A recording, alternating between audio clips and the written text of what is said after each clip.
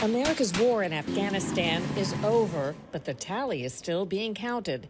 143 billion U.S. tax dollars spent to rebuild the country, tens of billions of that lost to waste, fraud, and abuse.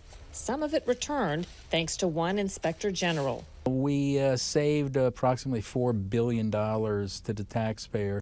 Who made money off of all the spending? This week, John Sopko, the man who is looking out for our wallets, leaving his position after serving under 3 presidents as the dogged Inspector General for Afghanistan reconstruction. The first stop by America's new Secretary of State was Panama. A sign President Trump's foreign focus is playing out much closer to home. Can I just get your initial reaction when you heard President Trump say what he did about the Panama Canal? Well, first of all, I was surprised, amazed.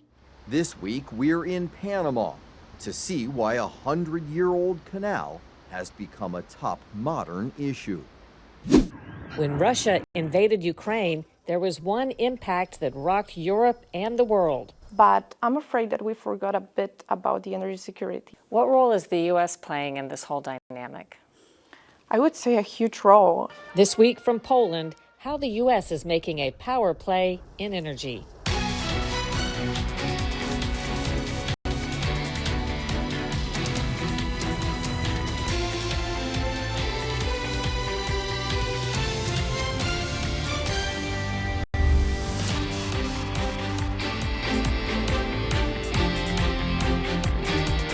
Welcome to Full Measure. I'm Sharyl Attkisson. Americans spent more than $143 billion tax dollars to rebuild Afghanistan as the U.S. war against Islamic extremist terrorists was waged for 20 years. Approximately 30%, or $43 billion of our money, was lost to waste, fraud, or abuse. That information was unearthed by Inspector General John Sopko, whom we've interviewed frequently on Full Measure. I recently spoke with him, planning a sort of an exit interview since he'd announced his agency was winding down early now that the U.S. is no longer spending so much in Afghanistan. After our interview, he became one of 17 inspectors general on the chopping block of the new Trump administration. A surprising move, perhaps, against a fierce auditor labeled by his detractors as the Donald Trump of IGs. Today, we look at more than 20 years of his work to save taxpayer money. The Islamic extremist Taliban terrorists running Afghanistan harbored Osama bin Laden after the 9/11 attacks. That drew the U.S. into what became a 20-year-long war. But even as American soldiers fought in Afghanistan, American taxpayers were forced to pour billions of tax dollars into Afghanistan for reconstruction. That's where John Sopko came in, appointed in 2012 by President Obama as Special Inspector General for Afghanistan reconstruction. He unearthed billions of dollars in waste, fraud, and abuse. Well, we indicted and convicted over 150 people for fraud, waste, or abuse. We saved approximately $4 billion to the taxpayer. Who made money off of all the spending? Oh, where do I start? I mean, our contractors made a heck of a lot of money.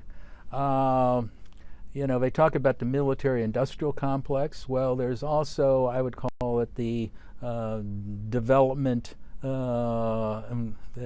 complex. So you got people who are making tons of money working for various large contractors who usually get the contracts for reconstruction, humanitarian assistance, and all of that. They're doing it right now. They're making a ton of money. Those are basically the two big ones. And of course, a lot of Afghans who stole the money or made a profit while they were there. So everybody made money in Afghanistan. When I recently interviewed him, Sopko had already announced an early closing of his agency this coming fall, now that the U.S. isn't spending as much in Afghanistan anymore. Our interview was shortly before he and 16 other inspectors general were fired by the new Trump administration. All recent presidents have exercised their right to replace IGs. Why Sopko? No explanation was immediately given. but his watchdog work made him powerful enemies among the U.S. agencies and contractors whose actions were sometimes exposed as fraudulent or wasteful. We covered many of those stories here on Full Measure. Anyone flying through Kabul International Airport in Afghanistan's capital city the past couple of years might have seen this odd scene, a fleet of abandoned military planes parked off to the side. We actually asked the question, what are those airplanes? Because you would see them right next to the main air terminal in Kabul. They were all jumbled together with trees and grass growing between them. In October of 2014, Sopko discovered the military had scrapped the airplanes and sold the leftovers to an Afghan construction company for 6 cents a pound. A $500 million investment of U.S. tax dollars whittled down to a measly $32,000. Nicknamed 64K because of its size, Congress intended it to be headquarters for the 2010 U.S. military surge of 30,000 troops to fight Taliban Islamic extremists. There was just one problem. The Marine commander, the general in the ground running the surge, said, I don't want it, I don't need it, don't build it. And 2 other generals above him said the same thing. Don't build it. We don't need it. We already have a headquarters. It's a waste of money. Yet the project moved forward, a facility designed to be big enough for a staff of 1,200, complete with a war room and briefing theater. But 64K never served as a surge headquarters. In fact, it was still under construction when the surge ended in 2012. Yet U.S. tax dollars continue to pour in for upgrades. A couple of years ago in the press, you were called the Donald Trump of Inspectors General. I think that was intended as an insult. I'm not sure it would be seen as that today by everybody. Yeah. What are your thoughts of that? Are you the Donald Trump of the IGs?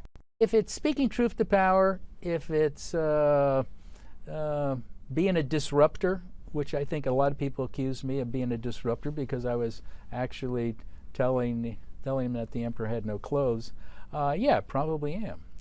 Your office was created under President Obama, so of course you worked with Obama and Trump under his first term and President Biden.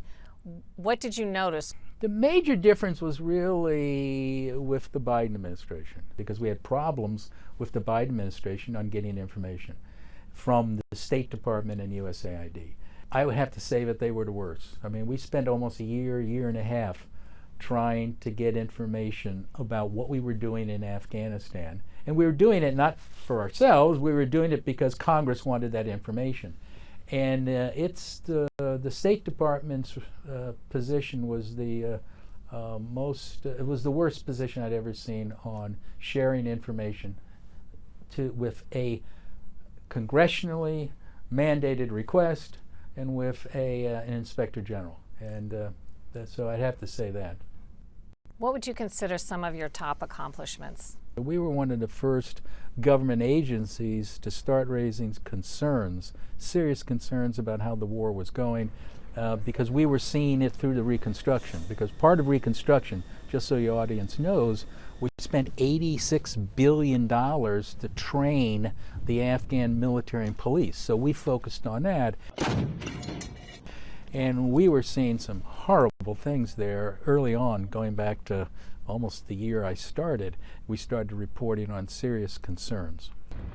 One serious concern outlined in the report Sopko did about ghost soldiers. We covered that story in 2017. When you say ghosts, what are you referring to? Well, we're talking about policemen, Afghan military, Afghan civil servants who don't exist, or they have multiple identity cards, and we're paying their salaries. By we, I mean the United States and the international community. What are some of the things you learned about the inner workings of our government as you tried to expose and prosecute potential crimes and wrongdoing?